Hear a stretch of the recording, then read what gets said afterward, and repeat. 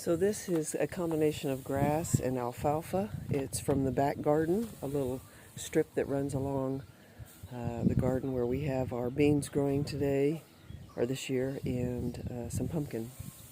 So up there on the right is Sasha, and the one with the pitchfork is Misha. Both of them have spent a lot of time in the village life, so they're versed in what needs to be done. Inside is Dima and Vicha. And Vicha knows a little bit. Dima's a city boy. But I can tell that Misha and Sasha had an influence on the grass because of how it's hanging over the trailer. Last year, when Vicha was here and they got it, he wanted to put everything within the trailer, and it ended up being kind of this rounded mound. But you can't get as much hay into a trailer that way. You kind of have to layer it all around, hanging off the sides, and then you get much more, probably twice or three times as more hay on a trailer. So that trailer only goes up a couple feet, probably about just lower than the blue on the tractor. And so you can see that's a lot of hay stacked up there. And so they kind of take turns. It's hard work on the arms and the shoulders. A lot of these guys living homeless for a while, they haven't done this kind of work, so they just kind of take turns.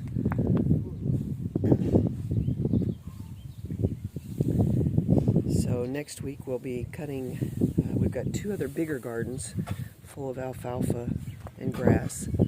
I'm not sure what we're going to do with it because we still have half a barn full from last year. So this is not going to fill it up, but it's going to get close. And probably what we'll do is over to the left in the courtyard area, we'll set up some big logs, kind of creating almost like a pallet off the ground. And then we'll stack the hay in a couple different stacks on top of that and put a tarp over it to keep the rain off. And it's stacked up higher like that on the pallet, kind of laying out of the logs so the air can get underneath and continue to dry it. So once we cut the hay, Mark goes out and cuts it. The next day he goes out with a rake on the tractor, and let me show you what that looks like. Over there, you see the circular rakes, and so what it does is it flips all the grass over, and then he goes out a second day and flips it back, and then he with those 2 days, he just runs down the road and flip it over. But on the last day, he runs over them, and it just slowly, it kind of, let me see if I can show you. So the first 2 days, he runs through, and it just flips it over and flips it over. But the next day, he flips it over, and he flips it over, and he keeps drawing in a circle, so it continues to bring it in until it's one long, big row.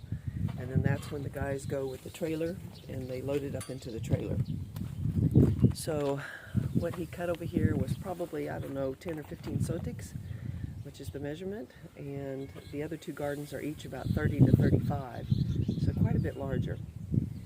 So once we build the raised pallets and the hay is on there and drying through the summer, near the fall, we'll call a tractorist that we know that has a baler, and he will come and bale it all up for us. And the baling, it compacts it dramatically, and we can keep a lot more.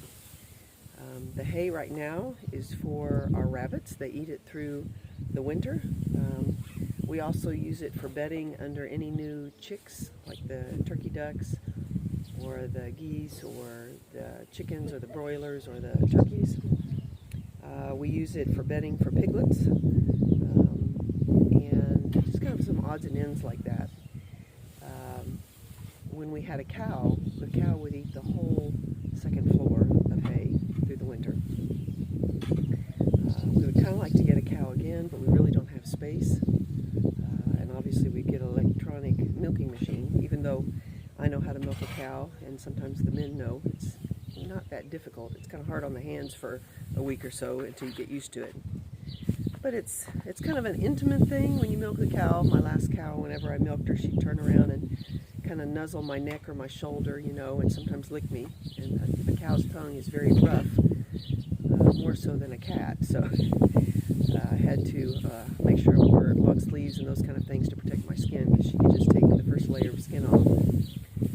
But like I said, we don't really have a space for a cow right now. Eventually, hopefully, because that brings in a lot of milk, we can make farmer's cheese from it, cheesecake, sour cream. We could make butter if we needed to, those kind of things. And some of that stuff is getting more and more expensive, so it almost would be better to have a cow. We lost our cow a number of years ago, along with 17 other people in our village. And all of them died just 2 to 3 days after they gave birth to a calf. And the year before that, the big agricultural farms that work outside of the village, they had sprayed a chemical to dry out the sunflowers that they use for oil. And they did it through a helicopter, which that chemical should never be sprayed from a helicopter. It specifically states in its description. And they sprayed it on a very hot day, which went against the rules as well. And that ended up coming into the houses. It put dead spots on all of our flowers inside our houses. Those of us who had lung issues had problems. But the cows obviously ate that hay and everything, and the next year I guess they just didn't have enough nutrients in them because that stuff had just dried it out. But of course, when the mayor went to that big company with all the different cases, you know, they said you can't really prove it, and it was kind of swept under the rug. Of course, everybody in the village was upset. So we figured we'd wait a couple years, make sure that our hay and everything was back to normal and good, and then we thought we would buy a calf. But there's only a couple people that have continued to maintain a cow. Like our neighbor who had a cow, hers barely made it through and survived that situation, but she ended up selling it and then getting goats. We've tried goats, don't really like them. I mean, they're okay as far as taking care of them, but milking them is a whole different process, and I just couldn't get the hang of it. Just couldn't do it. I'm not sure why, but anyway, a lot of people did not get another cow. I've watched for different calves around, and most of the ones that I'm seeing are bulls, last year and this year, little bulls. So I don't know, we'll just keep praying about it and seeing if we'll ever get a cow again. But in the meantime, all this grass will go mainly for the rabbits and, you know, bedding, nesting boxes, those kind of things. After the guys get done, they're going to want to go take a shower because all that dust and everything gets all over them.